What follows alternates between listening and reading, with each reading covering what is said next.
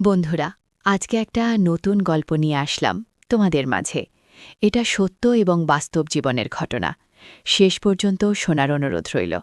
শুনলে তোমার মধু চলে আসবে। দেরি না করে চলো শুরু করা যাক। আমি যখন অষ্টম শ্রেণীতে পড়ি, প্রায় প্রতিদিনই আমার ছোট ভাই আমার সাথে খারাপ আচরণ করার চেষ্টা করত। আমি তাকে অনেক বোঝাতাম, অনেক বারণ করতাম, কিন্তু সে আমার কোনো কথাই বুঝত না। সে আমার সাথে কেমন জানি উন্মাদ পাগলের মতো আচরণ করত। একদিন আমাদের বাড়ির সবাই আমাকে আর আমার ছোট ভাইকে রেখে সবাই বেড়াতে গিয়েছিল। আমারও পরীক্ষা ছিল, তার পরীক্ষা ছিল, যে কারণে সে আর আমি যেতে পারি নাই। কিন্তু এই সুযোগে আমার ছোট ভাই ঘরের দরজা বন্ধ করে আমার সাথে যা করল তা শুনলে বন্ধুরা তোমাদের মাথা ঘুরে যাবে। বন্ধুরা, গল্পটি অনেক ইন্টারেস্টিং। আশা করি তোমরা পুরো গল্পটি খুব মনোযোগ সহকারে শুনবে।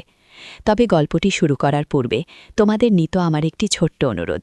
তোমরা অবশ্যই আমার চ্যানেলটি সাবস্ক্রাইব করে আমাকে সাপোর্ট করবে। হ্যালো বন্ধুরা, আমি রিমা। আমি যখন খুব ছোট তখন আমার বাবা মারা যায়। আমার মা অন্য আরেকজনকে বিয়ে করে সেই ঘরে আমার ছোট একটি সৎ ভাই ছিল। ছোট ভাই আমার সাথে সবসময় খারাপ আচরণ করার চেষ্টা করত। ব্যাপারটা আমার ভালো লাগতো না, আর ভয়ে কাউকে কিছু বলতেও পারতাম না। আমি ব্যাপারটা আমার মাকে বই, মা উল্টে আমার বকা দেয়। তারপর থেকে আমি ভয়ে কাউকে কিছু বলিনি। অষ্টম শ্রেণীতে ওঠার পর একদিন বাড়িতে কেউ ছিল না, ওই সবাই দাওয়াত খেতে গেছে।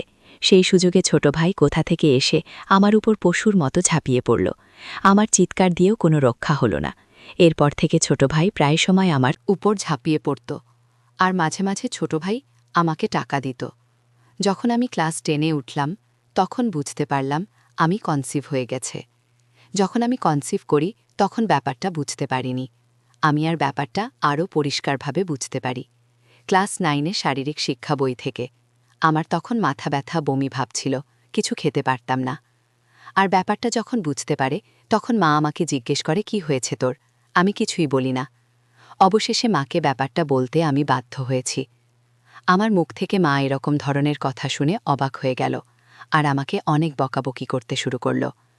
এর আগে আমি আর আমার ভাইকে ব্যাপারটা বলেছিলাম, কিন্তু বিশ্বাসে কোনো মানে নেই মা। এসব কথা শোনার পর মা আমার ভাইকেও এই ব্যাপারটা নিয়ে জিজ্ঞাসাবাদ করেন। সে উল্টো আমাকে অত্যাচার করে বলে এটা আমার না। আমি বললাম, এত বছর ধরে আমার সাথে সম্পর্ক করলেন যে, আমি সবাইকে বলে দেব। সে আমাকে হুমকি দিয়েছে, বলল তোর খবর আছে। আমিও ভয় পেয়ে যাই। এসব কথা শোনার পরও মা আমাকে অনেক মারধর করে। ব্যাপারটা গোপন রাখে বাবা ভাইদের কাছ থেকে, আর বলে এটা কার বাচ্চা, কার থেকে পাপ আমার ছেলের উপরে ছেড়ে দিয়েছিস, আরও অনেক কথা। পরে মা বাচ্চাটা গোপনে নষ্ট করে ফেলে। তারপর আমাকে আর স্কুলে যেতে দেয় না। আমি স্কুলে যাওয়ার কথা বললে বলে যেতে হবে না তোর স্কুলে। তারপর মা তড়িঘড়ি করে আমার বিয়ের জন্য বাবাকে বলে। বাবা তো এমনিতেই আমাকে দেখতে পারে না, তাই কোনো রকম চাইছে আমাকে বিদায় করতে, কারণ আমি তো উটকো ঝামেলা। এর মধ্যে আমার ছোট ভাই মালয়েশিয়া চলে যায়। আমি ওই সময় অনেকবার মরতে চেয়েছি, কিন্তু পারিনি। অনেক মানসিক হতাশায় ভুগেছিলাম। এরপর একটা ছেলে আসে আমাদের পাশের গ্রামে। বাবা মা কোনো খোঁজ খবর না নিয়ে আমাকে বিয়ে দিয়ে দেয়। কি অদ্ভুত ব্যাপার! বিয়ের দিন আমার কপালে একটা নাকফুল জোটেনি। আমার বাবা বলেছে, পাত্রপক্ষের কাছে আমার বাবা বলেছে, আমি তার কোনো মেয়ে না, আমি তাদের বাসায় কাজের মেয়ে। তাদের বাসায় আমি থাকি। ছোটবেলা থেকেই তারা আমাকে মেয়ের মতোই দেখে, এবং এভাবেই তারা আমাকে মানুষ করেছে। আমার সৎবাবার মুখে এরকম কথা শুনে কষ্টে আমার বুকটা ফেটে যাওয়ার মতো অবস্থা হয়েছিল। যাই হোক, শ্বশুরবাড়িতে আসলাম। একদম ভাঙাচোরা ঘর, 2টা রুম মাত্র। ঘর দেখে মাথা ঘুরে গেল। আমার বর আমাকে বিয়ে করে নিয়ে এসে কোথায় গেছে সেটাও আমি জানি না। শ্যামলা গায়ের রং বলে যা দেখলাম, আমাকে খাটের ওপর বসানো হলো। আমার শ্বশুর শাশুড়ি কেউ নেই। আমার বর এতিম, তারও কেউ নেই। তার বাবা মা মারা যাওয়ার সময় এই বাড়িটা তাকে দিয়ে গেছে। তার যে একজন আত্মীয় স্বজন আছে, তারা আমার বরকে পরিচয় দেয় না। আমি রাতে বরের অপেক্ষা করতে করতে ঘুমিয়ে গেলাম। সেই রাতে আসলো না। সে এলো ভোরে, তাও আবার মাতাল হয়ে। সে কোনো কিছু বলা ছাড়াই মাতাল হয়ে পাগলের মতো আমার এখানে ঝাঁপিয়ে পড়ল। আমি কাঁদতে লাগলাম। কি হলো আমার কপালে! সারা জীবনেও সুখ পেলাম না। পরের দিন ঘুম থেকে উঠে বাথরুম খুঁজতে লাগলাম। ঘরে আর কেউ ছিল না, তাই তাকেই দেখলাম। সে আমাকে খুব খারাপ ভাষায় গালি দিয়ে বলল ঘুমাতে দেয়। আমিও আর কিছু বলিনি। ঘরের আশেপাশে একটা কলম ছিল না। এখন অন্যের বাড়ি থেকে পানি আনতে হয়। আমি নতুন বউ কোথায় যাব কিছুই চিনি না। সেদিন আমার বড়দিনের 2টা বাজে ঘুম থেকে উঠল, উঠে বলল, বাদ দাও, আমি ভাত দিলাম। তারপর তাকে বললাম, আচ্ছা বাথরুম কোথায়? সে আমাকে একটি জঙ্গলের ভেতরে নিয়ে গেল। একটি খোলামেলা বাথরুম। কি বলবো, বাড়ি থেকে অনেক দূরে একটা জঙ্গলের মতো জায়গা। রাত বিরাতে তো আসাই যাবে না, আর বর্ষার সময় ভুলেও না। তারপর সে একটা বাড়ি দেখা, ওখান থেকে পানি আনতে বলল, আর রাস্তার পাশে মসজিদের পুকুর থেকে গোসল করতে বলল। আমাকে আমার বাপের বাড়ি থেকে কেউ দেখতে আসত না। দিন যেতে লাগল, আর তার অত্যাচার বাড়তে লাগল। অহেতুক গালাগালি করা। আমাকে বিয়ের 7 দিন পরে এদিন রাতে মারতে শুরু করল। সে মদ খেয়ে মাতাল হয়ে আসছে। সে সময়টা কি জঘন্য সময় ছিল বন্ধুরা, তোমাদেরকে বলে বোঝাতে পারব না। খুব লজ্জা লাগত অন্যের বাড়ি থেকে পানি আনতে যেতে, তারপর পুকুরে গোসল করতে হতো। আমি 2 দিনেও গোসল করতাম না, লজ্জায় আর এভাবে খোলামেলা পরিবেশে।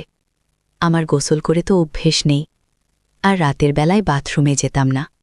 বাথরুমে না যাওয়ার জন্য একদম কম খেতাম, আর তার তো কোনো খবরই থাকত না। সে ঠিকমতো কাজও করত না। একদিন বাজার আনলে 10 দিন আনত না। বিয়ের 1 মাস পর আমাদের বাড়ি যায়। গিয়ে মাকে জড়িয়ে ধরে কান্না করি, আর মা আমাকে বলল, এত ধন করতে হবে না, অনেক ধম করেছ বাড়িতে। একদিন থাকার পর বাবা বলে, কি রে যাবি না? বিয়ে দিয়ে দিয়েছি এখানে কি, শ্বশুরবাড়ি যা। তাদেরকে আমি সবকিছু খুলে বলার পরেও তারা আমাকে কোনোভাবেই বিশ্বাস করতে পারছে না। আরও আমাকে বিভিন্নভাবে তিরস্কার করতে শুরু করল। তারপর আমার হঠাৎ বলে উঠল, বিয়ে দিয়েছি এটাই অনেক। তারপর নাকে বললাম, মা, ও মা, আমি তো তোমার মেয়ে, কেন আমার সাথে এমন করলে তুমি? মা বলল, পেট বাঁধানোর সময় মনে ছিল না? আমি এটা বলতে পারলাম না যে বাইরে মানুষ না ঘরের মানুষই এই কাজ করেছে। এরপরও সব মেনে নিলাম, আর নিজে নিজেই যুদ্ধ শুরু করলাম। শ্বশুরবাড়িতে এলাম, মনোবল আরও শক্ত করলাম, এখানে আমাকে থাকতে হবে। কিন্তু বর প্রতি রাতে মদ খেয়ে মাতাল হয়ে আসত। বিয়ের 1 মাস পর চালের কথা বললাম। ঘরের চাল ডাল কিছু ছিল না। চালের কথা বলার সাথে সাথে মারত, বলতো কাজ করে থাকা। আমি বিয়ের 1 মাস পর থেকেই মানুষের বাড়িতে কাজ করতাম। তারা যা দিত, চাল ডাল তাই খেতাম। আমার মা আমার একবারও খোঁজ নেয়নি। মানুষের ধান ছাড়া বাড়ি ঘর মুছে এক কথায় দাসীর কাজ করতাম, আর এতে তারা যা দিত তাই খেতাম, কারণ আমার স্বামী বাজার করত না, আর সে কাজও করত না। বিয়ের সময় আমাকে আমার বাপের বাড়ি থেকে 1 জোড়া কানের দুল আর চেন দেয়। একদিন সন্ধেবেলায় এসে বলে, তোমার চেনটা দাও তো। সাধারণত সে সন্ধেবেলায় কখনো বাড়ি আসে না। আমি সরল বিশ্বাসে তাকে চেনটা দিয়ে দিলাম, কারণ সে তো আমার স্বামী, আর এই দুনিয়াতে সে ছাড়া আমার কেউ নাই। তাকে বিশ্বাস না করে তো আমার উপায়ও নাই। সে যখন মাতাল হয়ে বাড়ি ফিরে, আমি তাকে কিছু বললাম না। সকালে চীনের কথা জিজ্ঞেস করতেই আমাকে বলে, তোর বাড়ি থেকে আমাকে 1000 টাকা ছাড়া আর কি দিয়েছে? আমিও মার খেয়ে পড়ে রইলাম। কি বলবো, কিছু বলার শক্তি এবং সাহস কোনোটাই আমার ছিল না। আর প্রায় সে আমাকে যৌতুকের জন্য নির্যাতন করত। না পারতাম বাঁচতে, আর না পারতাম মরতে। মানুষের বাড়িতে সারাদিন কাজ করার পরেও ঘরে এসে আমাকে কাজ করতে হতো। রান্নার জন্য লাকড়ি আর পাতাটাও আমাকে খুঁজে আনতে হতো। সে একদিন কাজে গেলে 10 দিন যেত না, আর মদ খেয়ে থাকা সব শেষ করে ফেলতে। আমি আমার কানের দুলজোড়া লুকিয়ে রাখলাম। এরপর একদিন রাতে সে একটা বন্ধুকে নিয়ে আসে। সাথে তারা খাওয়ার জন্য কত কি আনে।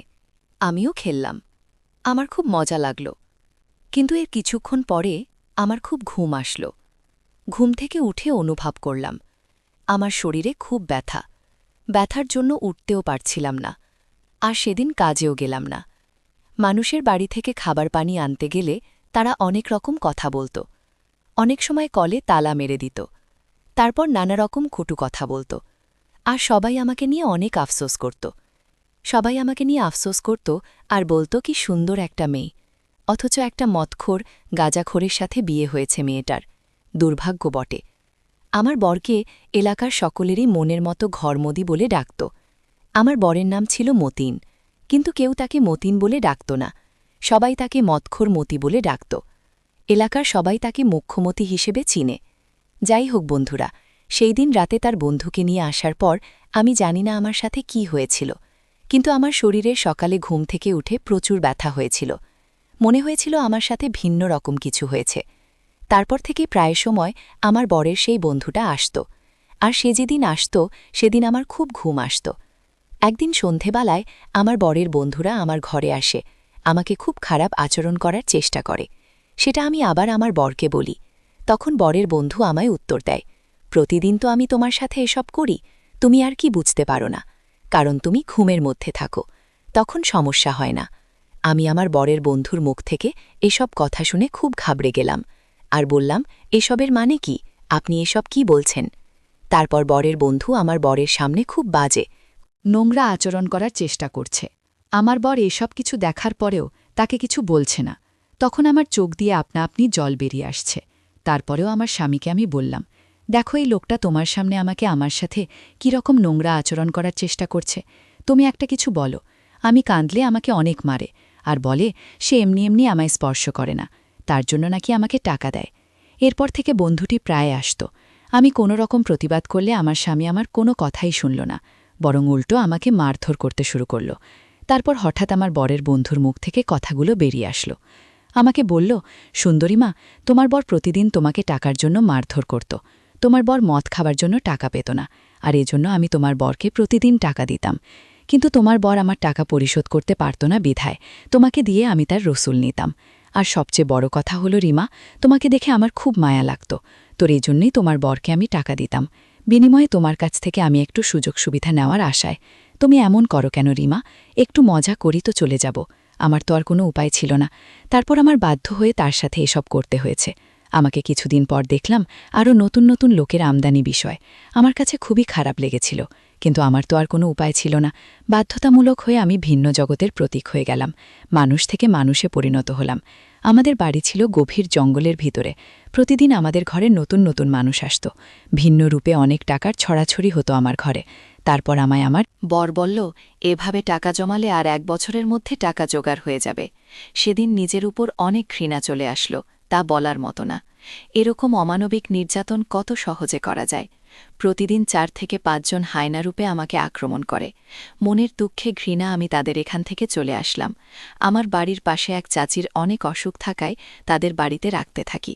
সেই রাতে আমার ঘরে গ্রামের চেয়ারম্যানের লোক এসে আমার বরসহ সবাইকে ধরে নিয়ে যায়, আর জুয়া খেলার জন্য সবাইকে অনেক মারে। সেটা আবার আমি শুনি। চেয়ারম্যানের লোকেরা যখন তাকে ধরে নিয়ে যায় আর মারে, তখন আমি চেয়ারম্যানের কাছে ছুটে যাই। চেয়ারম্যান টাকা চায়। আমার কাছে আমার বরের বন্ধুদের ছেড়ে দেয়, কারণ ওরা চেয়ারম্যানকে টাকা দিয়ে দেয়। আমার কাছে 5,000 টাকা চাইল, কিন্তু আমার কাছে তো এত টাকা নাই। এরপর আমার কানের দুল বেচে টাকা দিয়ে তাকে ছাড়াই, কারণ শত হলে তো আমার স্বামী, সে ছাড়া তো আমার এই জগতে আর কেউ নেই। মার খাওয়ার পর সে বেশ কিছুদিন অসুস্থ ছিল। ভালো হওয়ার পর চেয়ারম্যান খবর পাঠায়, বলে তোর বউকে কিছুদিন আমাদের কাছে পাঠা, তোকে টাকা দেব। এরপর আমার বর আমাকে চেয়ারম্যানের কাছে পাঠায়। খুব লজ্জার বিষয়, চেয়ারম্যানের কাছে 2 দিন ছিলাম। এরপর ওখান থেকে এসে বলি, তোর সাথে আর সংসার করব না। একই কথা বলে আমি রাগে ক্রোধে বাপের বাড়ি চলে আসলাম। তাই 2 বছর পর বাপের বাড়ি যাই। যাওয়ার সময় খালি হাতে যাই, টাকা ছিল না, বাস্তা পানি কোথা থেকে নেব। এরপর মা আমাকে দেখে এক প্রকার তীরে আসলো। কিছু বললাম না, গিয়ে দেখে আমার বড় ভাই বিয়ে করেছে, তার বউ আবার গর্ভবতী। সে আমার মাকে জিজ্ঞেস করছে, মা, ওকে তো আমার মা উত্তর দেয়, আমাদের ঘরে কাজ করত। মা আমাকে নিজের মেয়ে বলে পরিচয় দেননি। এরপর মা আমাকে বলে, দুপুরে খেয়ে যাবি নাকি এখনই যাবি? আমি আর কিছু বলিনি, শ্বশুরবাড়ি চলে আসি। আসার পর বর আমাকে খুব মারে আর বলে, মাত্র জায়গা দিল, না গেলে কেন? আরও বলল, আমার ঘর ছাড়া তোর আর কি কোথাও জায়গা হবে? আরও অনেক বাজে বাজে গালাগালি করল। সে রাতে মরতে চেয়েছি, কিন্তু সাহস পাইনি। গ্রামের মোটামুটি সবাই আমাকে খারাপ বলত, তেমন কেউ মিশতে চাইত না। আর এদিকে আমার বর বাড়ি বন্ধক দিয়ে জমিদারের কাছ থেকে টাকা এনেছিল 8,000। জমিদারের লোকেরা আমাকে অনেক গালিগালাজ করে গেল, আর বলে গেল, খুব তাড়াতাড়ি হলো টাকা পরিশোধ করে দিয়ে দিতাম, নইলে তারা তোমাদের বাড়ি দখল নেবে। বোর্ড আসলো, আমি জিজ্ঞেস করলাম, ওনাদের টাকা দিলে না? বলল, জুয়া খেলে হেরে গিয়েছি, টাকা নেই, কোথা থেকে দেব? সমস্যা নাই, আজকে 10 জন আসবে, 5 করে দিলে 5,000 হবে। তুই শুধু 2 দিন একটু কষ্ট করবি, তাদেরকে একটু ভালো করে খুশি করবি। বিশ্বাস করো বন্ধুরা, সে রাতে অমানবিক নির্যাতনের শিকার হয়েছি। আমার শরীর অসুস্থ হয়ে পড়ে। আমার বর মানুষটা আমার অসুস্থতা দেখেও রাতে পরের দিন রাতে আরও 3 জন আনা। তারা কোনো কিছুই মানল না। অনেক কেঁদেছি, চিৎকার করেছি। উল্টে অনেকগুলো মার খেতে হলো। আমার বর মাতাল, সে কি বুঝবে। তারপর আর জানি না, নিজেকে হাসপাতালে দেখতে পেলাম। এক আয়া বলল আমাকে নাকি ভোর 4টে বাজে হাসপাতালে এনেছে। অজ্ঞান অবস্থায় আমার বর আসলো। আমি তখনও কথা বলতে পারছিলাম না। সে আমায় বলল, নাটক করে উল্টো কত টাকা খরচ করছিস। আমি কেঁদে দিলাম আর বললাম, তোর বিচার সৃষ্টিকর্তা করবে। একদিন তুই আমার জন্য পাগলের মতো রাস্তায় রাস্তায় ঘুরি। বিকেলের দিকে অবস্থা আরও অনেক খারাপ হয়ে যায়। তারপর তার বর এবং বরের কয়েকজন বন্ধু মিলে আমাকে এমার্জেন্সিভাবে ঢাকা মেডিকেলে পাঠায়। ঢাকা মেডিকেলে ভর্তি করে আমার বর এবং তার বন্ধুরা সবাই লাফাতে হয়ে যায়। এই খবরটা আমার মা পেল। আমার মা এসে আমাকে এক নজর দেখে চলে গেল। আমার অবস্থা একটু উন্নতির দিকে ছিল ঢাকা মেডিকেলে, আর এদিকে আমার বর এবং বরের বন্ধুরা ভেবেছিল যে হয়তো আমি মারা যাব, যে কারণে আমার বর এবং বরের বন্ধুরা আর আমার সাথে কখনো দেখা করেনি এবং তারা সকলেই পালিয়েছিল। আর এদিকে আমার মাও যে একবার দেখা করে এসেছিল আর আমার কোনো খোঁজ খবরই নেয়নি। এভাবে ঢাকা মেডিকেল দীর্ঘ 1 মাস থাকার পর আমি আস্তে আস্তে একটু সুস্থ হতে শুরু করলাম। সৃষ্টিকর্তার এক বিশেষ কৃপায় আমি আস্তে আস্তে পরিপূর্ণ সুস্থ হয়ে উঠলাম। সুস্থ হয়ে নিজেকে নিজের পায়ে দাঁড়ানোর চেষ্টা করলাম, নতুন করে জীবনটা সাজানোর চেষ্টা করলাম। সম্পূর্ণরূপে ভুলে গেলাম আমি আমার অতীত। কিন্তু ভাগ্যের কি নির্মম পরিহাস, আমার এরকম দুর্ঘটনার পর দীর্ঘ 3 বছর অনেক কঠোর পরিশ্রম করে আস্তে আস্তে আমার অবস্থা উন্নতি করে ফেলি। ঠিক তেমন সময় আমি একটি এরকম সংবাদ শুনলাম, যা শোনার পর আমি আনন্দে নাচতে শুরু করলাম। কারণ আমার স্বামী একটা ভয়াবহ অ্যাক্সিডেন্টে তার সমস্ত দেহ ক্ষতবিক্ষত হয়ে রাস্তায় পড়ে আছে। তার প্রতি আমার মনের ভিতর এমন এক ঘৃণার জন্ম নিয়েছিল, আমি তার লাশটা পর্যন্ত দেখতে যাইনি। একা জীবন, একা কর্ম, একাই সব কিছু। ভালো আছি, অনেক ভালো আছি। বন্ধুরা, আমি এখন অনেক সুখে আছি, যে সুখের কোনো সীমা নেই। এরকম পাছাণ্ড স্বামী থাকার চেয়ে একা থাকাই উত্তম। শ্রেয় বন্ধুরা। গল্পটি থেকে তোমরা কি বুঝতে পারলে আমাকে অবশ্যই তোমরা কমেন্ট করে জানাবে। বন্ধুরা, আজকে এই পর্যন্তই।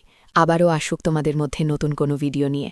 ভিডিওটি যদি তোমাদের ভালো লাগে তাহলে একটি লাইক দাও।